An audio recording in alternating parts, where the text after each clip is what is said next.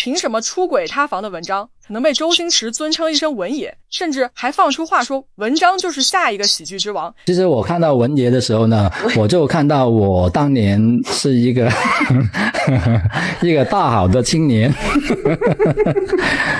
星爷曾经说过一个事情啊，他说看到你的时候觉得你是喜剧之王，对这件事情你有什么看法？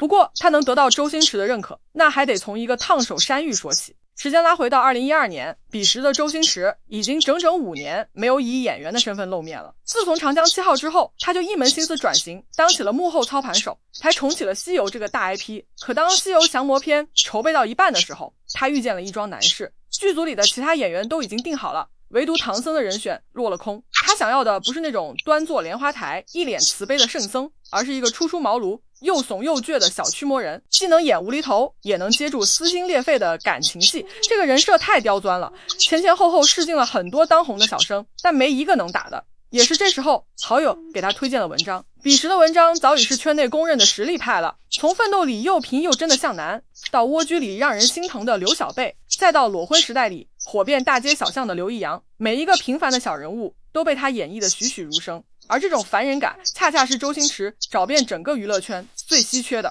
不过当周星驰的邀约递到文章手上的时候，文章一开始是不想接的，倒也不是文章耍大牌，而是他害怕那几年周星驰片场暴君的名号在圈里都快成都市传说了，谁摊上谁脱层皮。文章越想越慌，一直犹豫着要不要接这个烫手山芋。而星爷在江湖上混了这么多年，也是个人精，他怕文章不同意，直接对外放话说这个角色好多人抢着演。文章一听坐不住了，当天就订了飞香港的机票，揣着剧本读了1个小时后就敲定了要出演唐僧。那结果大家也都知道了，2013年春节档《西游降魔篇》横扫12.46亿票房，刷新华语电影20多项纪录。文章演的唐僧完全跳出了周星驰自己的表演体系，甚至还在采访中说出了那句不，反正他就是美好的前途，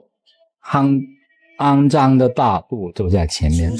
说实话，能让周星驰说出这种话的，整个华语影坛掰着手指头数也没几个。也正因此，周星驰后来拍美人鱼时，即便文章已经塌房了，周星驰还是邀请他出演了那个只有2-3分钟戏份的警察。你话说回来了，如果你以为文章就只会演喜剧，或者是只会演这种软乎乎的角色，那可就小看他了。2013年，姜文攒了4年，砸了3个亿的一步之遥筹拍，演员阵容拉满，葛优、王志文、舒淇全来了，连客串都是陶虹、洪晃这个级别的，但偏偏配角武七始终找不到合适的人。这角色是个纨绔少爷，戏份不多，但特别吃重，得演出那种嚣张欠揍又带点可悲的劲儿。姜文挑来挑去，但没一个合演员的。也是这时候，有人推荐了文章，不过一开始姜文是拒绝的。他看过《失恋33天》，觉得文章就是个演都市小男生的，肯定撑不起来这个角色。但奈何人来试镜了，也不好意思直接赶走，就说试试吧，不行再说。结果这一试把姜文看傻了，文章往那儿一站，眼神就变了，大段绕口台词一遍过，情绪拿捏得死死的。等到正式进组之后，跟他搭戏的全是葛优、王志文这些老戏骨，但他一点都不怵，你稳你的，我混我的，谁也不让谁。而这一年，文章30岁，按正常的剧本走下去，他妥妥的就是影帝预备役。但问题也随之而来，这人红着红着就飘得没边了，圈里圈外，台前幕后，能得罪的他全得罪了个遍。2013年他参加央视开讲了，节目定位是中国人民第一品牌，来的嘉宾基本也都是院士、劳模或者民族企业家啥的。当时现场有人问他，觉得应该跟媒体保持一个很良好的关系吗？为什么呢？为什么要跟媒体要保持一个非常良好的关系？水能载舟，亦能覆舟。当然，但是我已经慢悠悠的回答你问题，已经算给你面子。后来他去郭德纲的《今夜有戏》，他翘着2郎腿来一句：“我真的是，我是顺极了，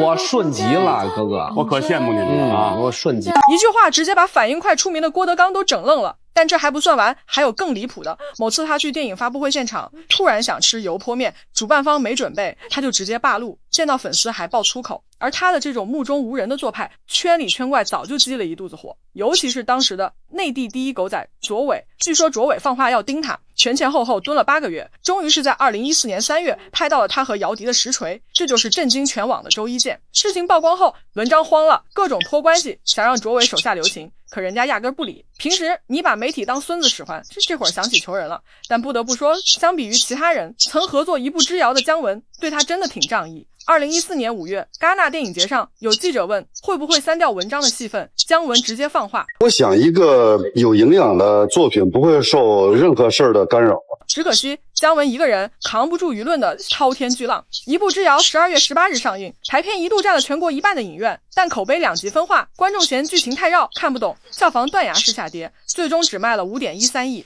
按行业规矩得卖7亿才能回本，投资方血亏2个多亿，文章最后的翻身希望就这么碎了。那之后的文章从万众瞩目的男主角沦落到了只有几分钟镜头的客串，再后来索性退到了话剧舞台上。